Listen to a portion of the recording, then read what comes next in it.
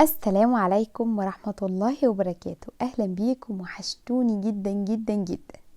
كل سنة وانتم طيبين وبألف خير، ورمضان كريم عليكم جميعا بإذن الله.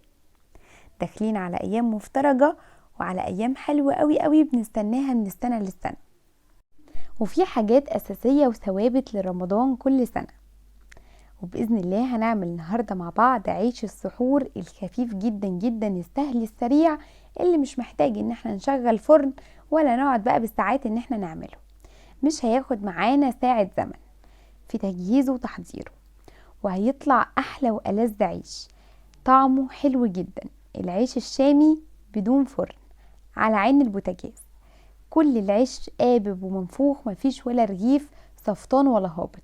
كل العيش قب وانتفخ كده، وطعمه بقى حاجة كده قمر. للسحور مفيش اسهل ولا اطعم من كده، وكفاية ريحة العيش في البيت. يلا بينا نسمي بسم الله ونصلي على اشرف خلق الله عليه افضل الصلاة والسلام، ونبدأ في الطريقة بتاعتنا على طول. بس قبل ما نبتدي الفيديو، لو اول مرة بتشوفوني ما تنسوش تشتركوا في القناة وتحطوا لايك للفيديو ده لو عجبكم. يلا بينا نبدأ في الطريقة بتاعتنا على طول. بس انا عايزه اوريكم قد ايه العيش جميل عشان تبقوا مطمنين وتقوموا تنفذوه على طول. معلش لو الفيديو طول عليكم في تقديم العيش، بس انا عايزه اوريكم قد ايه خفيف وكله بيتنفخ وحلو جدا. لو التزمتوا بالخطوات والمقادير باذن الله تعملوا ألذ عيش. شايفين بقى شكله عامل ازاي؟ حاجه كده قمر قمر قمر، وطعمه بقى تحفه. يلا بينا نبدا في الطريقه بتاعتنا. بسم الله. هنبدا في الفيديو بتاعنا. اول حاجة انا معايا 3 كوبايات من الدقيق. انا مستخدمة الكوب المعياري، يبقى 3 كوبايات من الدقيق. اهم حاجة ننخل الدقيق كويس جدا، واي نوع دقيق هينفع وهيبقى زي الفل. انا مش محددة نوع معين. يبقوا 3 كوبايات من الدقيق وانخلهم كويس قوي. هحط عليهم 3 معالق كبار من السكر. 3 كوبايات من الدقيق عليهم 3 معالق كبار من السكر. العيش ده بيبقى مسكر شوية، تحس ان هو قريب شوية من العيش الفينو، ف3 معالق من السكر معقولين ومظبوطين جدا. ومعايا معلقة كبيرة من الخميرة الفورية، ونقدر نستخدم الخميرة البلدي او الخميرة بيرة. يبقوا 3 كوبايات من الدقيق، 3 معالق من السكر، معلقة كبيرة من الخميرة الفورية، وذرة بسيطة جدا من الملح. واعجن العجينة دي بمية فترة من الحنفية.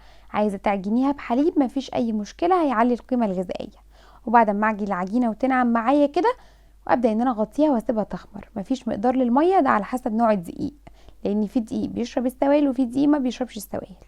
فانا بعجن فيها لحد ما تظبط معايا وتبقى بالقوام اللي انتوا شفتوه ده. طبعا سبتها تخمر حوالي ساعه عشان الجو ساقعه لسه شويه، فسبتها تخمر لمده ساعه بس. الخميره تمشي فيها كده زي ما انتم شايفين، عشان العيش يبقى لونه موحد وما يبقاش مبقع معانا. نقطه التخمير دي مهمه قوي. هجيب صاج ارش رشه خفيفه من الدقيق، وابدا ان انا اكور بقى العيش كله زي ما انتم شايفين كده، وابدا ان انا احطه في الصاج واسيبه بقى يرتاح لمده نص ساعه كمان. طبعا هعمل الكميه كلها بنفس الشكل اللي حضراتكم شايفينه ده. خلاص. طبعا حجم الكرة زي ما انت عايزه، حجم الرغيف عامل ازاي، كبير او صغير. وبعدين لما سبتها ترتاح كده، عشان الدقيق فيه عرق قوي فما تكشش معايا، لازم نسيبها ترتاح عشان لما افردها ما تكشش تاني معايا. وابدا بقى ان انا افردها كده بالنشابه زي ما انتم شايفين. السمك بتاعها بيبقى رفيع، ما بيكونش تخين. خلاص زي ما انتم شايفين كده، وما تقلقوش العيش هيبقى طري وزي الفل.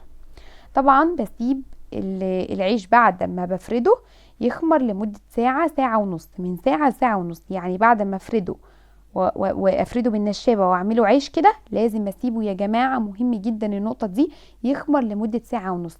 هتحس ان هو حجمه ارتفع شويه، يعني هتحس ان حجم العيش ارتفع شويه.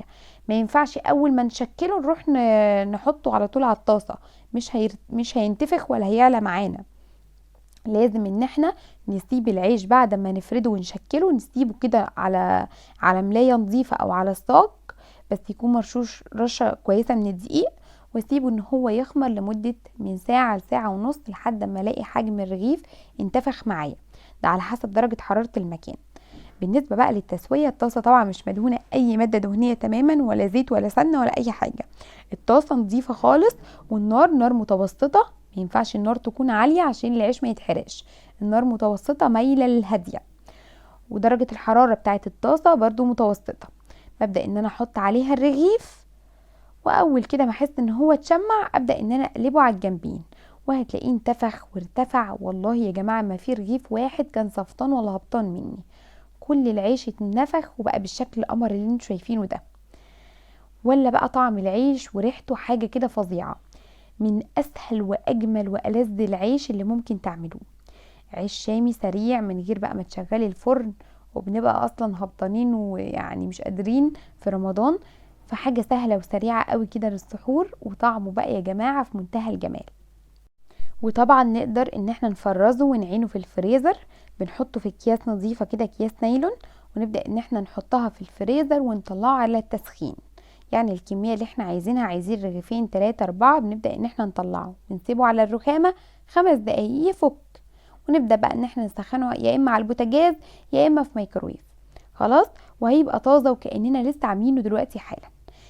العيش طعمه حلو جدا جدا جدا، العيش كله منفوخ كده وطعمه خطير. ده بقى مع الفول في السحور حاجة كده في منتهى الجمال. شايفين بقى شكله عامل ازاي؟ بجد حلو قوي قوي، يستحق التجربة. من ألذ وأسهل العيش اللي ممكن تعملوه. العيش طري جدا جدا، ما بيتكسرش معانا ولا أي حاجة. شايفين قلبه من جوه أبيض زي القشطة ومستوي، وحاجة كده يا جماعة لازم لازم تقوموا تنفذوه دلوقتي.